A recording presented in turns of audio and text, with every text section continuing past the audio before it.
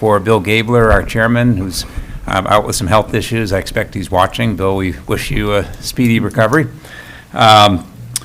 First item on the agenda, we do have a revised agenda that was prepared shortly before the meeting, sent out by email, and there are copies available in the back. But with that, if everyone's had a chance to look at that, could I get a motion to approve the agenda? Also move. I'll second. Okay. All in favor? Aye. Aye. And I should note that we do have a quorum of the commissioners. The second, were there any questions or comments on the February meeting minutes?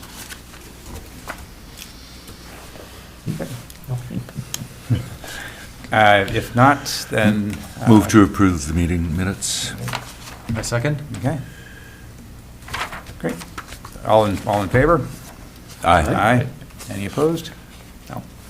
No opposed? Okay, new business. Is there any new business for the purpose of the commission or the authority? Hearing none, move on to Jeff, and you're going to present an overview of the different projects under the director's report. We are moving along. I expected there would be a lot of conversation before, season. We have to move some of the things that the original agenda we have to move to next month. A couple of people pointed out something about the sale exchange that we have to make sure that we are dotting all our I's and crossing all our T's, so I'm glad to do that. But the director's report, I just wanted to go over all the projects because I need to get up to speed, but honestly, that 2 or 3 month process between when Jason was the interim and then left and then I came on board, there's been some developments in a lot of these projects. And so I just wanted to bring everybody up to speed at the same time, and including the public as well. As far as Gunflint View, there was an open house a couple of weeks ago. It sounded like a lot of people attended. I heard some good feedback and some feedback that maybe, could lead to some new opportunities as well in the community, but on different projects. But I just wanted to say that the open house was successful. I reached out to the developer and the manager and asked if we could actually have a tour ourselves at a different time. I only learned about that the Friday before, and I was already headed home, so I wasn't able to make it myself. But I thought maybe it would be a good idea for us to, and the manager said she was going to be up here next week, so maybe we could figure out a time. As soon as I find out some information, I'll let everybody know. The one thing that I did have a good conversation with the highway engineer at the county, Robbie Haas, and he brought up that there was a couple of concerns with the drainage going onto Gunflint Trail at Carter Road 7, and some of the ditch work wasn't to the spec of the design originally. And so there's some conversations that are going on between the developer of Gunflint View and the county on that process. Just want to let everybody know, in case somebody out in the audience is also interested or concerned about that, that it's been pointed out, right? And then also, as far as the Gunflint View, they're still on track to have their May 1st opening. Commissioner O'Brien and I just talked a little while ago that they're almost at 50%. So over 50%. I mean, they're now posting that they have 23 units left to that are still available. So that puts them over the 50% mark. I'm not surprised. So that's a wonderful thing. I know they're working on the exterior of the building now, which hopefully means a lot of the interior is done and that sort of thing. So that's all I really wanted to bring up on the Gunflint View. All good news, it sounds like, or at least the potential for good news in the future. The Heights. We closed on the Heights on the last day of February, so the 28th of this year. And I just had a great conversation on Monday with Gary Latz, who kind of represents the organization of GPs and LPs in that project and the community. And they're still very excited about their timeline.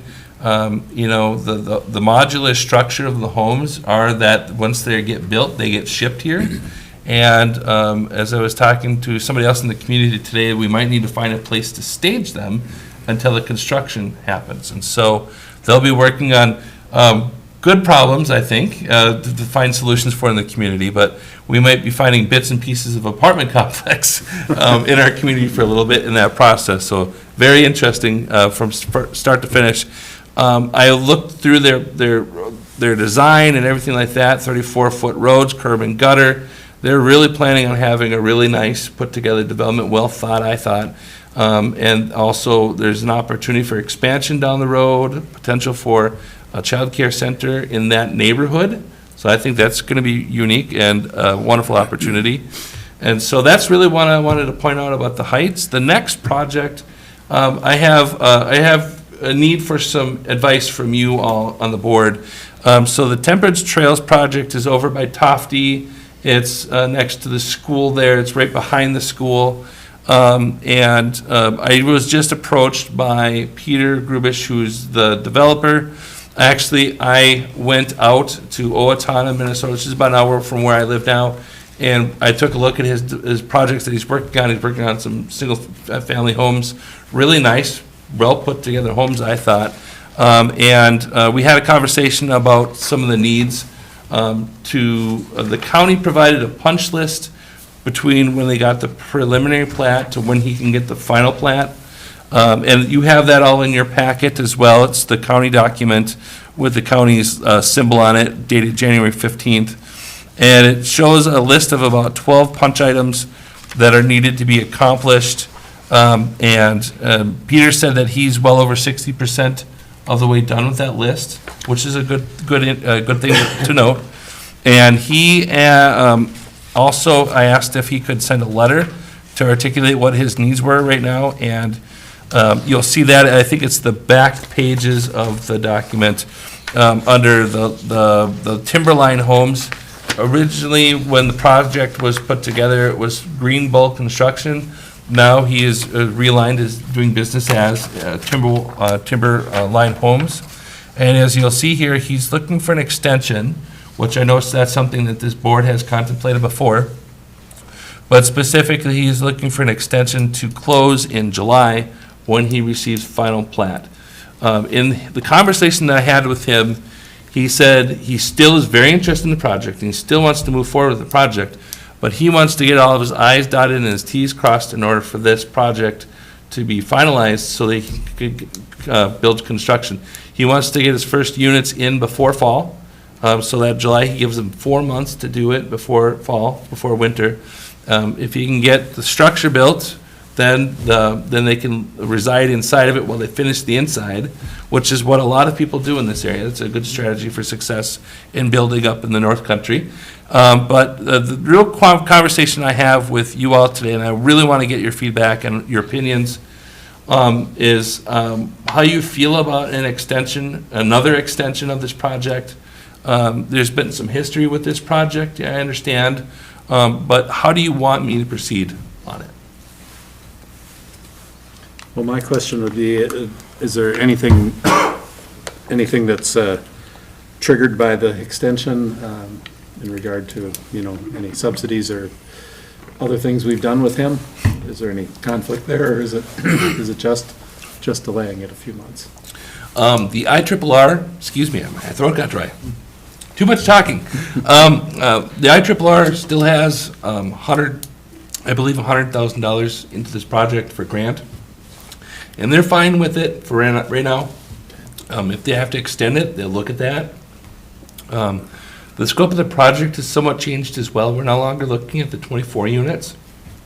Because of the easement with the school district out there and with the need for blasting, wetlands, how are we going to put this septic system in?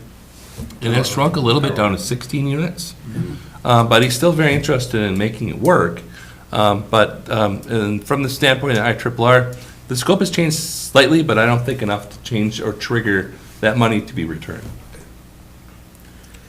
I have no problem in extending the closing. Makes me nervous, but, every project makes me nervous, so there's no difference there. But I see his rationale here, and because of the changes. The power line was a big issue. Oh, yes. Which as I've mentioned before, was an issue back in the 80s when that power line was approved, given approval by the county over the objection of the West End representative, and sure enough, came back to haunt us. So, Interesting.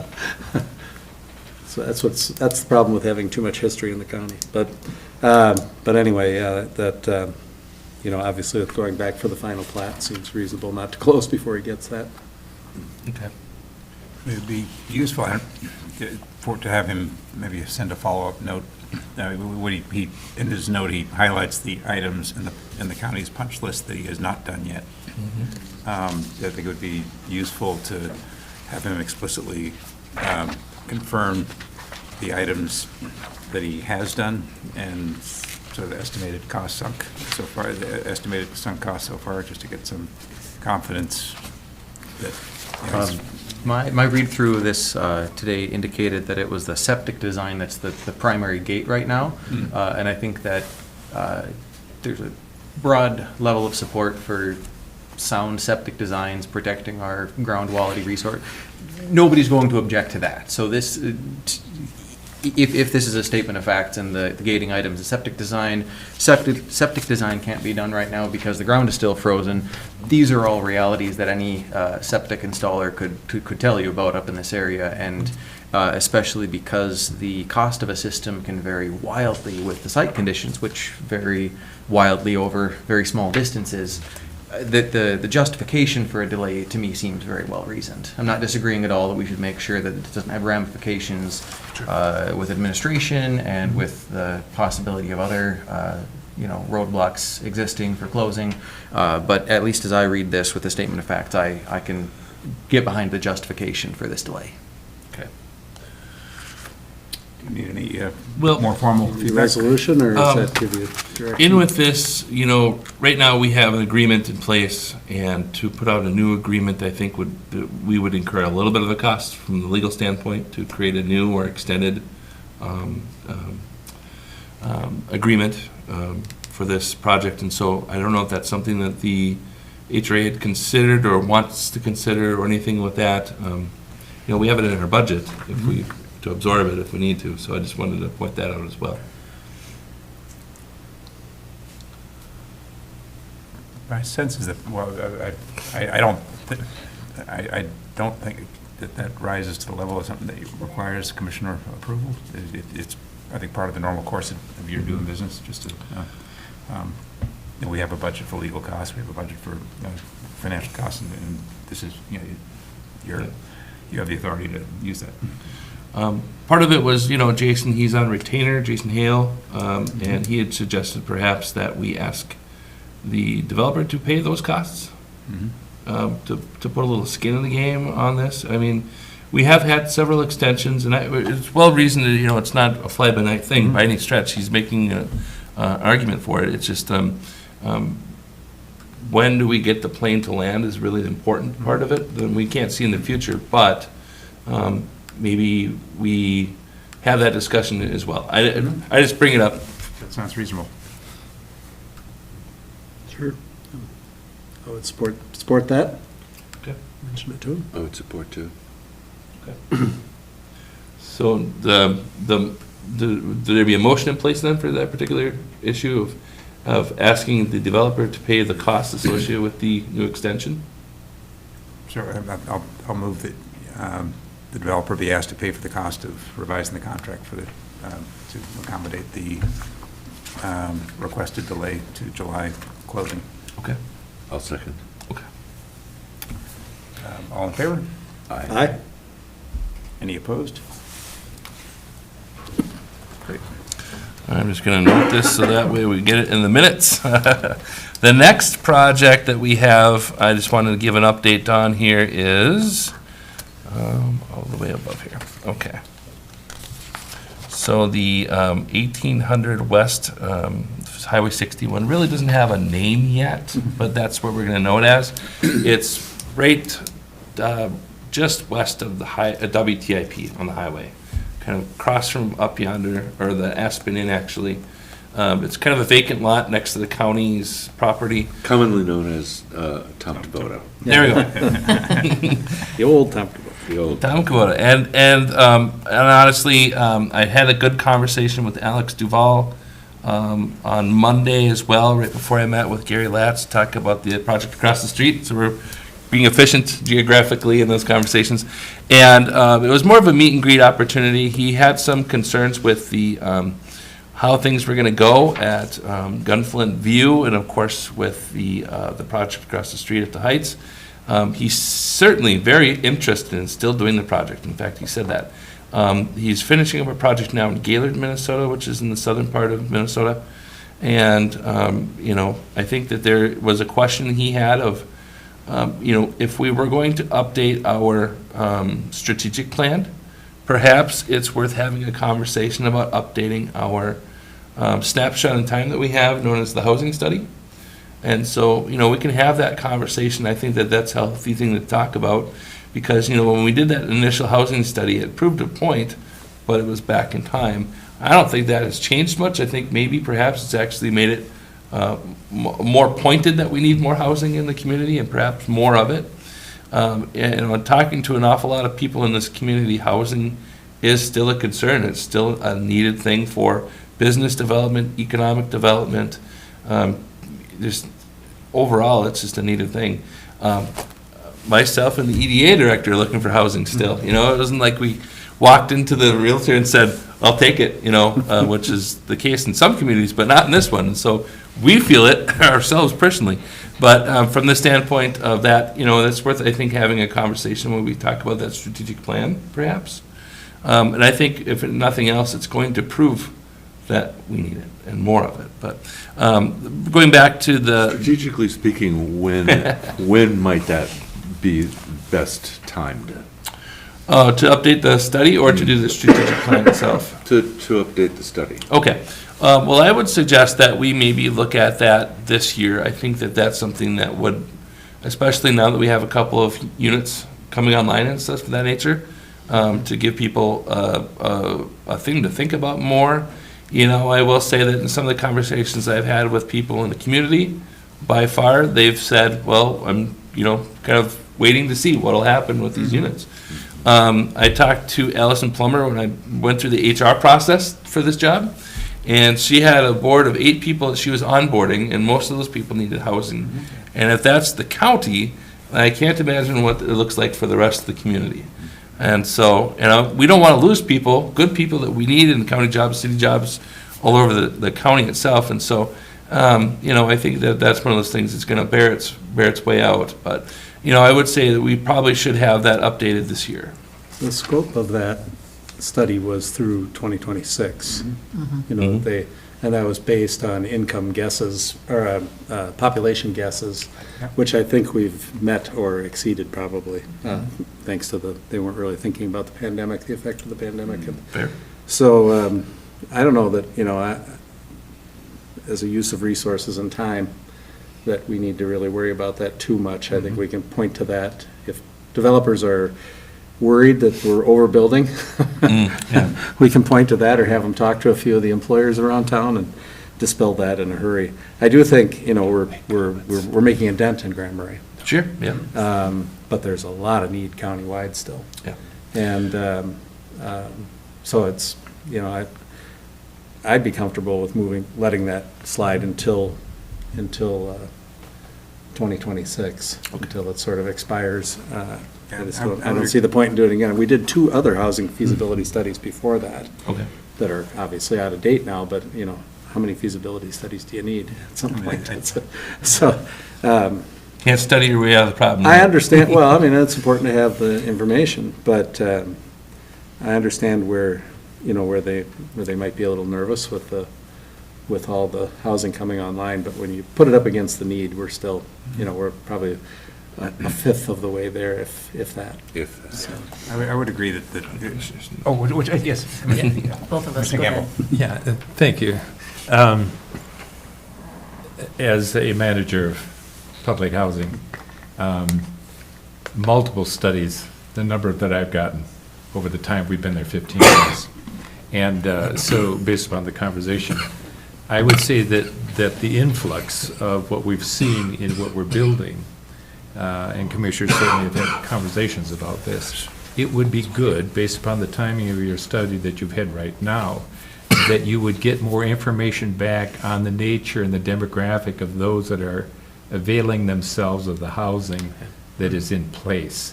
And so that you can learn from that lived experience based upon expectation, That's a good and point. then identify real need as to where we're missing it relative to housing. That's a very good point. Yeah, that's a good point. Commissioner Sullivan? Another comment that I'd like to share is that the housing study is valid through 2026, as Commissioner Hanson mentioned, and that there were between 500 and 600 units of housing that are needed. Now, we know that we've discovered through that study and just through our conversation with our community, we need all kinds of housing. We need apartments, we need starter homes, we need homes for families. And one of the things I think to also look at, and in particular, Jeff, for you to be thinking about is as the apartments that we're building fill up, again, finding out the demographic of who is in there, but also, are we seeing older members of our community, people with hair the color of mine, are they moving into those units, and are their homes going up for sale for members of our community who are in the workforce? And I who are think buying them. right. And I think that's going to be a really important piece to watch as well. I do too. And we've had this conversation before on this board, and Jason reminded us that that's confidential information oftentimes for apartment managers or whomever. Right. We Yeah. can't mention names or anything like that. So how we find that information is going to be critical, but. Well, one of the ways we can find a census, of course, that's going to be a while before we get that next census, but, I mean, some of that stuff is available. You could do a voluntary survey Yeah, Right. do That's legal. voluntary. Yeah. and then just extrapolate, you know, Yeah, there's just to get a sense. I mean, it won't be deadly accurate, but. And I would love to provide that information to you because I'm curious myself to see Yeah. how it goes, We're all right? curious. Anecdotally, in a lot of communities, when they build apartments, they find people move from other locations to the community as well. And so hopefully we'll be attracting some people. That's the goal, right? Yeah. To take care of our housing stock, but also get more workforce online as well in the county. Okay, well, that was the conversation about the Highway 61 property. Then the next one is the Birchwood Apartments. The only thing I really wanted to say about Birchwood Apartments is that there is still some work that's going on on the background of closing and stuff like that. Once the project gets closed, I think there's an obligation we had for some financing as well, and once that gets triggered, we'll be coming back for that, but that's all on that. Now, the next one I have is a little bit more interesting. It's Cedar Grove. We have an agreement with the EDA for 2 of the lots in Cedar Grove Business Park. And looking back at some previous conversations, at least it sounded like the board was very interested in doing something with the realm of assisted living. And so I had a great conversation today at lunch with Howard Hedstrom, who mentioned it yesterday at the EDA, talking about how we need to do something with assisted living. And I think there's more than enough evidence to prove that we could work together with the EDA on some sort of assisted living if something like that were to come up. It was brought up yesterday that perhaps we should be in the process of looking at requests for proposals to see if anybody wants to jump onto this idea. The one attractive thing I like about a request for proposals, I don't mean to ignore you. That's all right, the majority of the board is over here. Is that, at the end of the day, we get a snapshot of what the cost would be. And then myself I can look at opportunities to make that cost lower through some different grant processes and different pots of money that might be available on the federal or state level to make it more enticing to get those folks to build. And it just so happened that when I was at the lunch with Howard, a woman came up to Howard and said that they're moving to Crosby for assisted living. We're losing community members, and I know everybody knows somebody that is thinking about it or has done it already. And I think at the end of the day, if we want to have that value where we're holding on to that, the family member or that neighbor or that volunteer or whatever the case is that fulfills a really good part of our community, we need to start having the conversation more seriously, I think, now. Although it's been kind of in the background for a long time. I did hear about in 2018, it was pretty close to getting something. Didn't happen for maybe a few reasons, and then COVID hit, and then we crawled our way out of that and now we're in 2025. And one of the main reasons that did not work out was the developer couldn't find housing for his workers. Okay? That's a good point. And I think an RFP would be the appropriate way to do this. We can't just offer it to any one person, right? Right.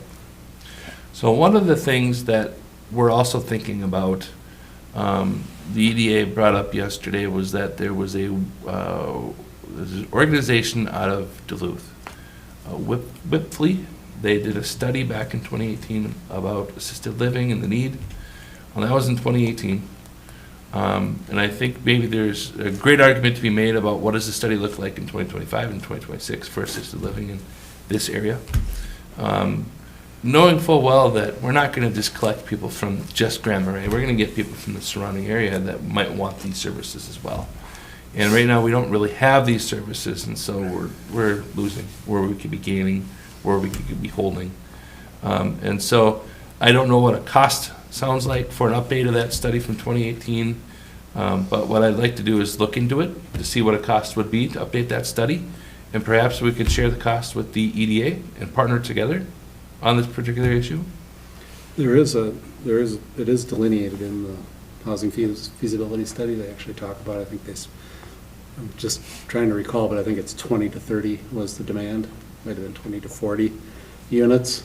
And I think the issue with, it was Carefree Assisted Living that was looking at this very property that you're talking about back in 2018. And they were way down the road on that. They put a lot of resources and effort into it, and then ultimately decided, and it was an economy of scale issue. Okay. They said they really needed 50 to make it happen, and that's just not likely to happen here. So just so you know, that was the issue before, so we don't just go through the same iteration and have the same conclusion at the end of it.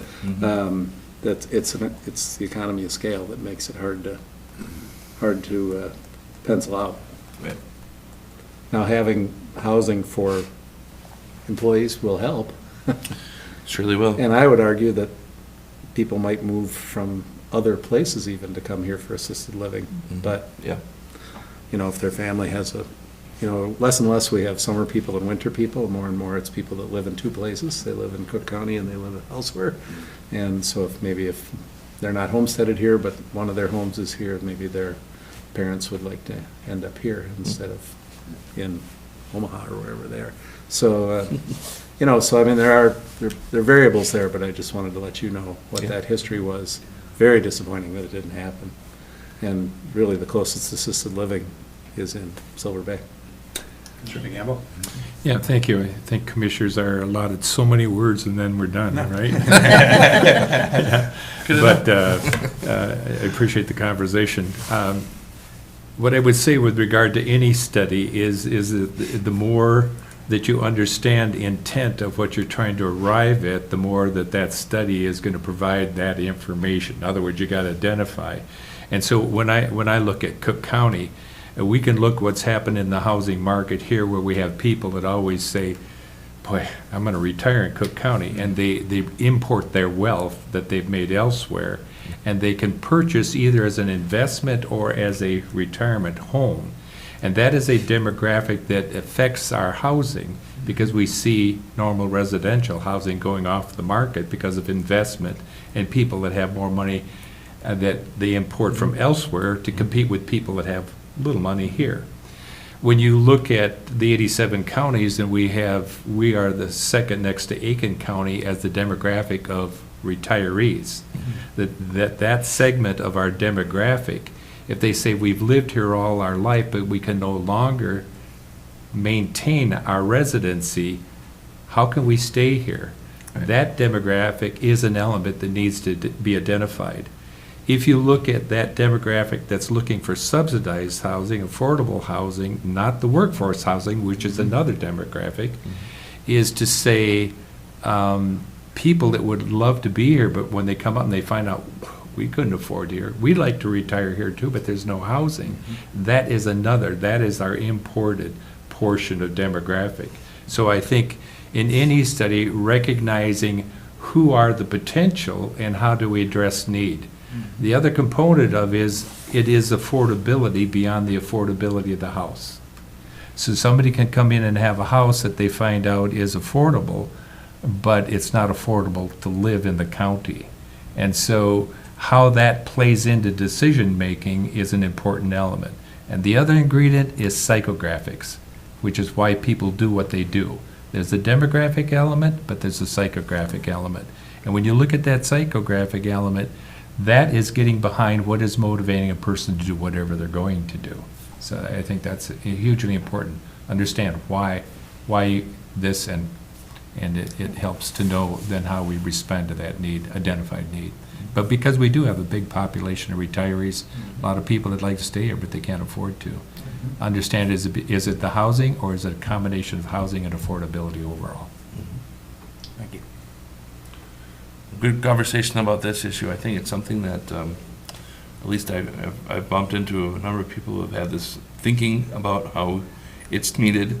There was a study, it was done a while ago, unfortunately, and, I think this might help to entice those RFPs and to see who we can get and how we can get that accomplished in the community.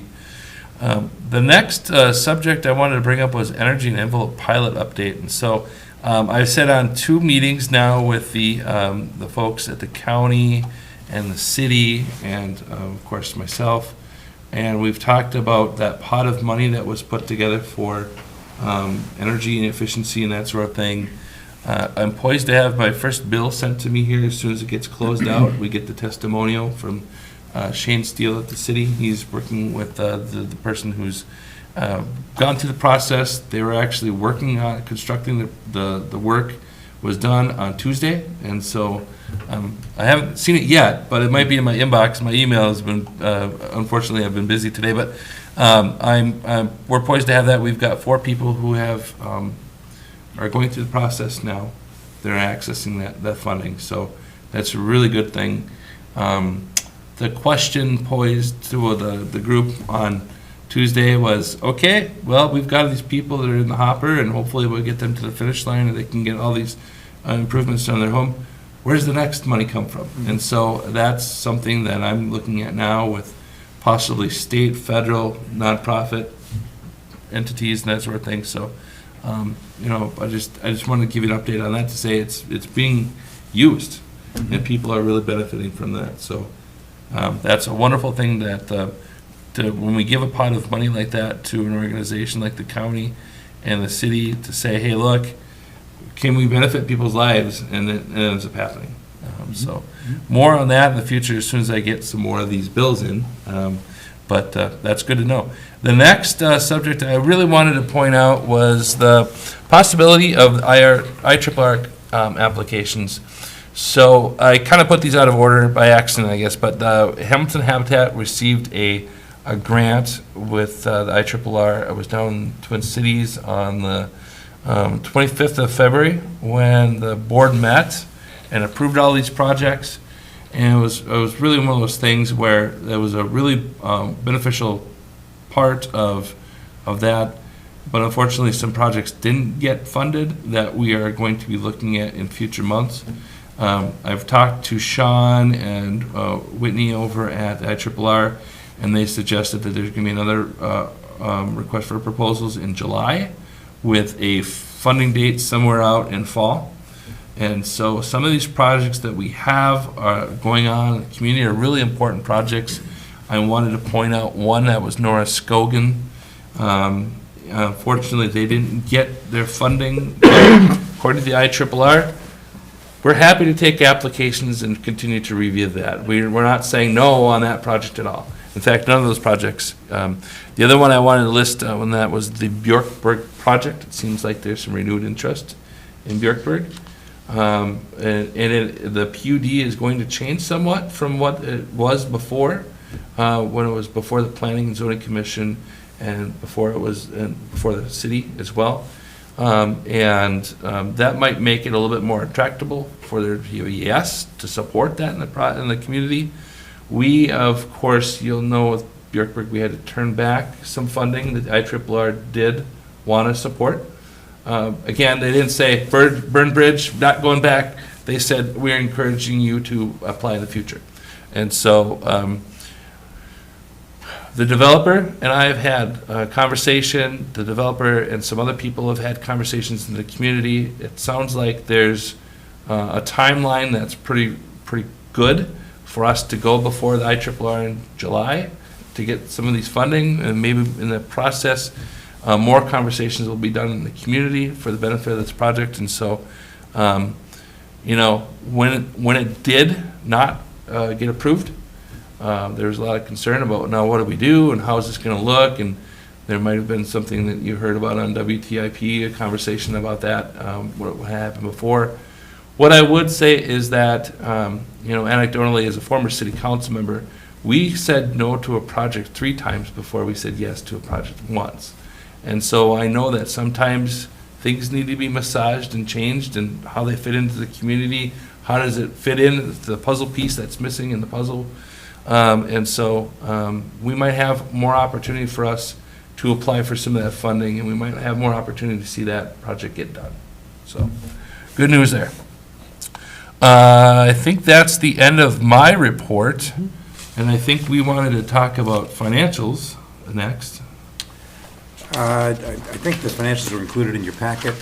I don't know if there's any questions on that. One of the things that is on my to-do list going forward is to lay out a clearer dashboard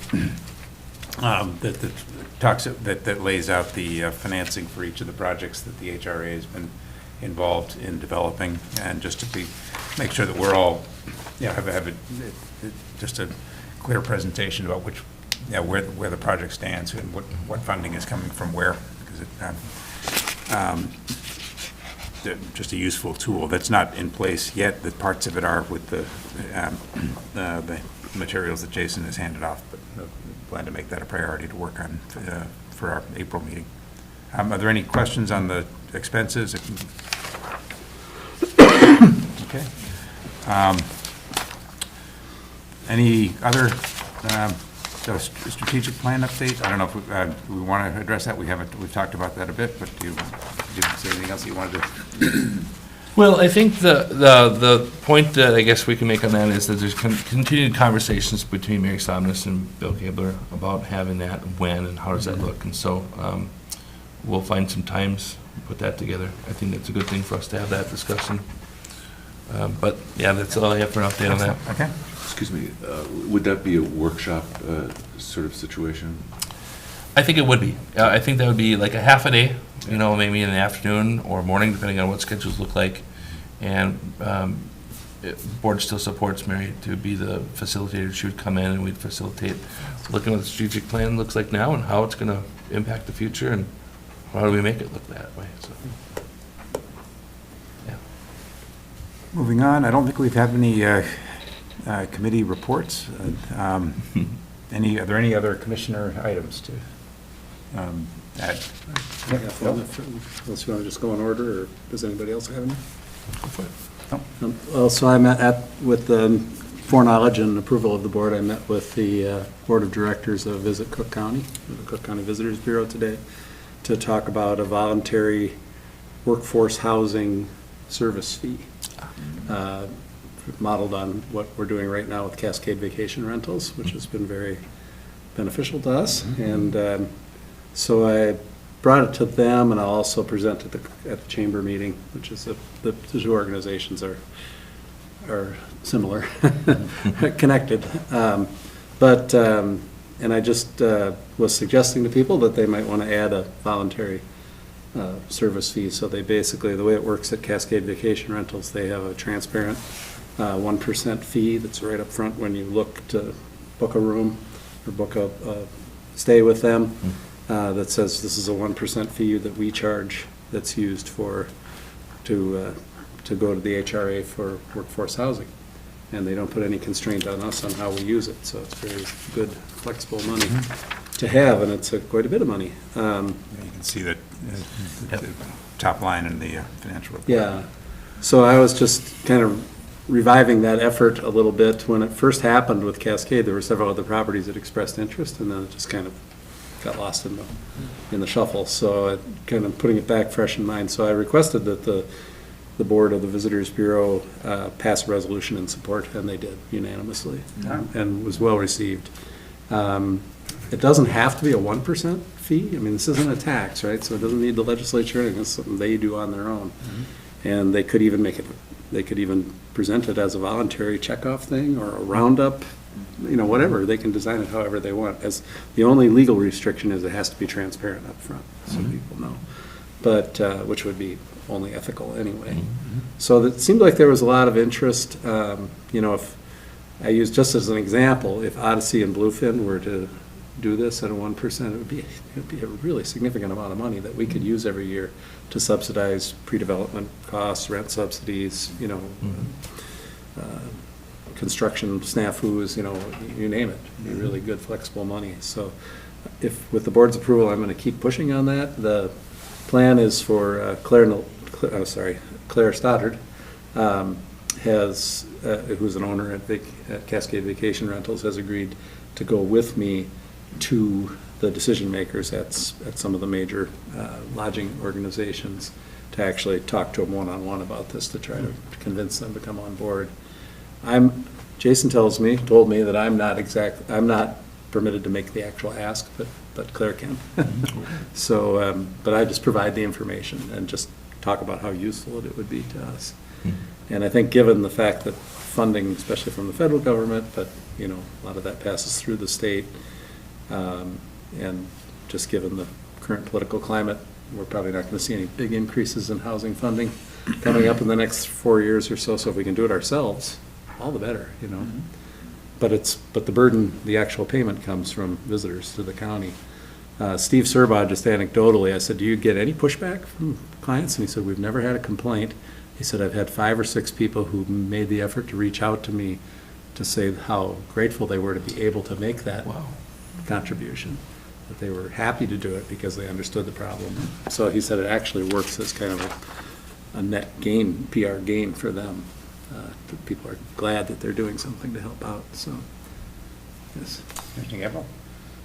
I think it's a great concept in your representing it. You said that they would be unrestricted funds, and They could be what I restricted. mean by that is that if we look at that, my recommendation, if people share the value of where their money is going, that the selling point of it would be, I think that would be huge in how it's represented if you move forward. And because funding mechanisms oftentimes lose their vision and get used elsewhere, that if the board chooses to have that discipline built into the resolution, whatever, I think it'd be advisable, because then you can always point to, here's the value, this is where your money is going. And it'd be subject to something else if that were going to change, and then the transparency issue would be communicated with that change noted. But I think value is the selling point. Yeah, there's no reason why an organization couldn't say, I want my money spent in Tofty or Schroeder, which would be fine. We can do that.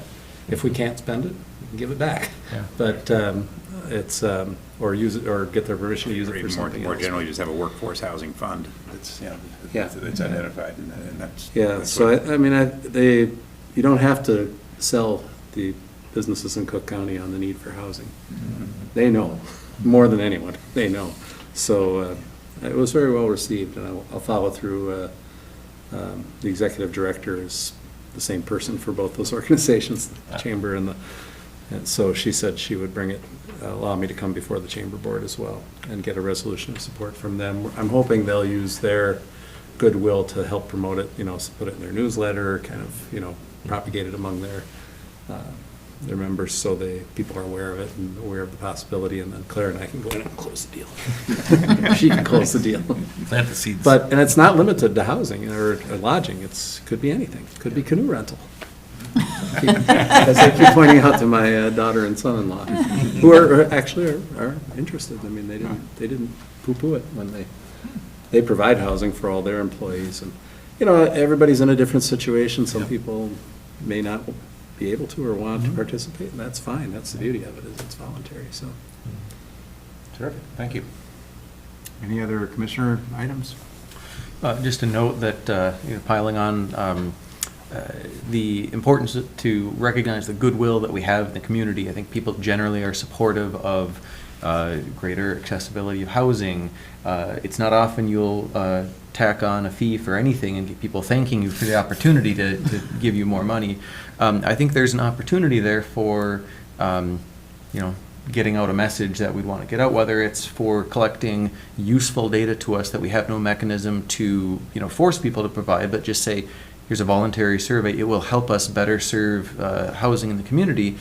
I think you'll get a much higher than average response rate than any arbitrarily selected survey. And I think that it's difficult for an individual, perhaps in the community at large, to think about, well, what can I do to make housing more accessible in this community? That's a large problem. If you give somebody a tangible thing that's quite reasonable, pay an extra 1% on your vacation, take this, housing survey, give us some information that's valuable to us, costs you nothing, and takes you 20 minutes of your time. Those are sorts of things that you can put simple, tangible steps in front of people and get information or resources that are quite useful to us. Actually, at the meeting today, Linda Jurek was brainstorming and thought, what about a roundup, like a 2-month roundup program that people could sign on to, like the co-op does, where as you checked out at any store in town or wherever, whoever decides to participate, they say, would you like to round up to the even dollar to benefit workforce housing and support the HRA in Cook County? If that was done by a significant number of businesses in July and August, that could end up being a fairly good donation. So, but that was her idea, to something she's like, what about this? What about this? So people were thinking. It's great to see. Great. Homegrown solutions. Yeah. I love it.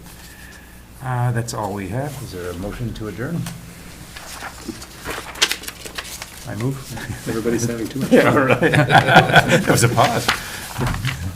A second? I'll second. Okay. All in favor? Aye. Aye. All opposed? None. Thank you, everybody. Super. Thank you, Jeff. Yeah. Yeah, good job, Jeff. Well, I'm glad to update everybody, because there's a lot of stuff going on.